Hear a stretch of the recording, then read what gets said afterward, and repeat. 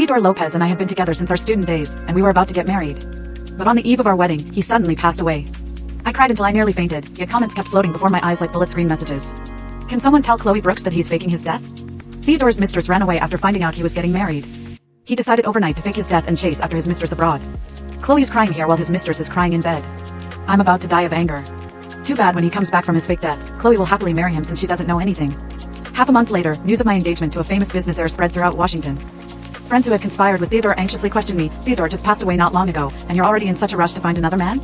I replied coldly, "Since he's already dead, I can't possibly stay unmarried for the rest of my life because of him, can I?"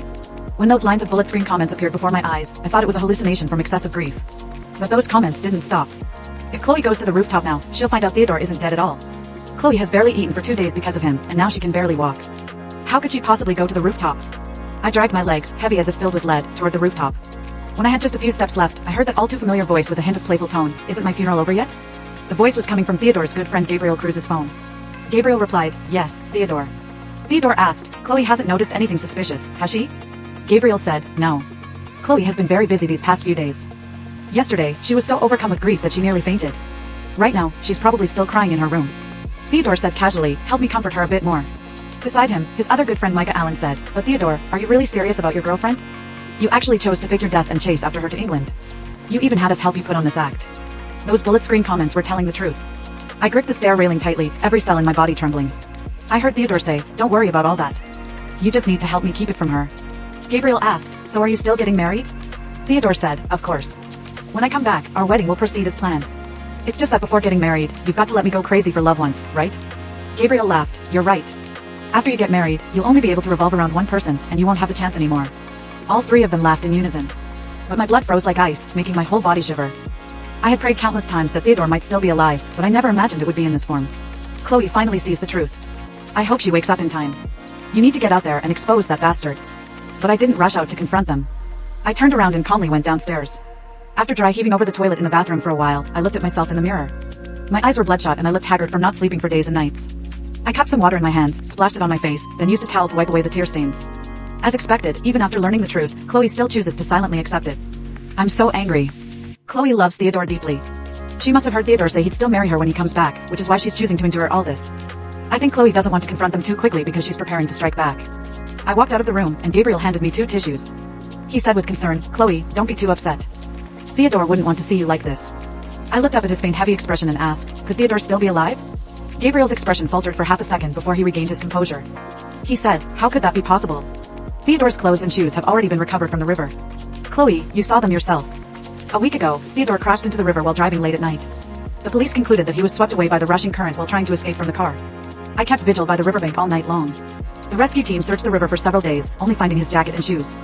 I nearly fainted from overwhelming grief. Today was supposed to be our wedding day. I cried myself into a splitting headache while clutching our photo together.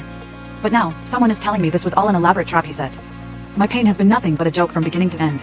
I can't believe Theodore would actually keep a mistress like everyone else. He's absolutely disgusting. I feel the same way. When I first started reading this book, I thought it would be a super sweet story. I never expected the plot to take such a turn. Chloe is so beautiful and wealthy. If he doesn't want her, I'd fight him for her myself. The comfort and praise from the comments section provided some relief from the pain and disgust in my heart.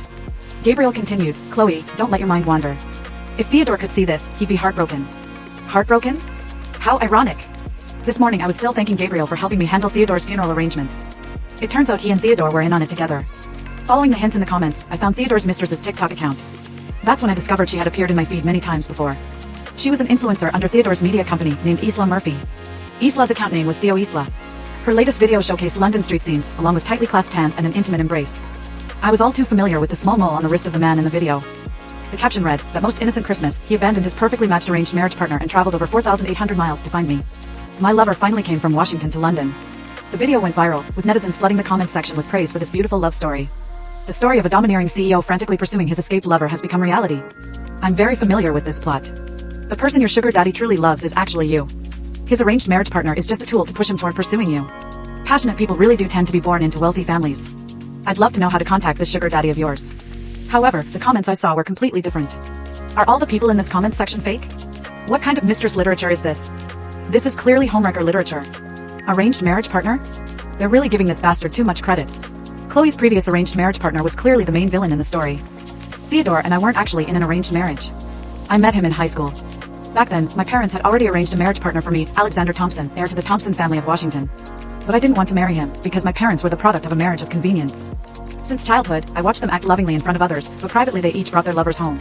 The few times they were both home together, there were endless arguments and mutual accusations. I despised this hypocritical, broken family dynamic, so I strongly resisted arranged marriage. In our junior year that fall, Theodore sat behind me.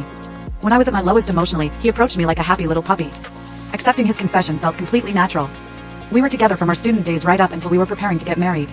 We even returned to our alma mater together recently to give speeches. We were the couple everyone envied. Everyone said we were the real-life version of a sweet campus love story. I basked in everyone's envy, thinking I had found true love. But what I didn't know was that the person I thought would never betray me had somehow gotten a mistress. In the videos, Isla sweetly called him honey and posted content about daily life with my sugar daddy.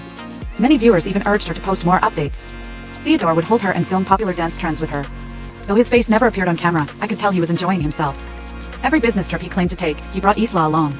Countless nights when I thought he was working overtime, he was actually at another woman's tender refuge. Once I told Theodore not to work so hard. He replied, "I want to earn your parents' respect, and I want to make more money to give you a wedding that everyone will envy." 5 minutes before the accident, Theodore sent me a message, "No matter what happens, I will always love you." Every time I read that text, I cried. But it all shattered like a soap bubble. Theodore had already planned his explanation for after faking his death. He would say he was swept downstream and rescued by a family, and that he had lost his memory. The key thing is that Chloe actually believed it when she heard this, chose to marry him, and then began a life of suffering. In the end, she died of depression after repeatedly forgiving Theodore. How are there still authors writing this kind of story that abuses women? But now the plot has suddenly changed. Chloe found out the truth early. I hope she won't follow the same old path. I went downstairs to the first floor. Seeing me come down, Theodore's mother Naomi Lopez, who was sitting on the living room sofa, glared at me with her red, swollen eyes from crying. She cursed, "If you hadn't urged my son to come back, he wouldn't have driven into the river. You're the one who killed my son." Theodore had originally been on a business trip out of town. The day after his accident was when we had scheduled to try on wedding dresses, and he had driven into the river on his way back that night. When I first learned of Theodore's death, I suppressed my grief and went to comfort Naomi first. But she pushed me away and cursed, "It's you jinx, who killed my son. A blessed girl wouldn't enter an unlucky family. Chloe, you should run away while you're still not married." She won't run. A few days ago, when Theodore's mom called her a jinx, she felt so guilty and took all the blame on herself. After being bullied by this old woman, she'll continue to be bullied by Theodore when he fakes his return from the dead. Naomi and I never got along. Before Theodore's accident, he promised me that after marriage, we wouldn't live with her. But these past few days, out of guilt, I let Naomi take her anger out on me. Now, however, I found her clutching Theodore's portrait look ridiculously like a clown. I don't know what came over me, but I laughed out loud.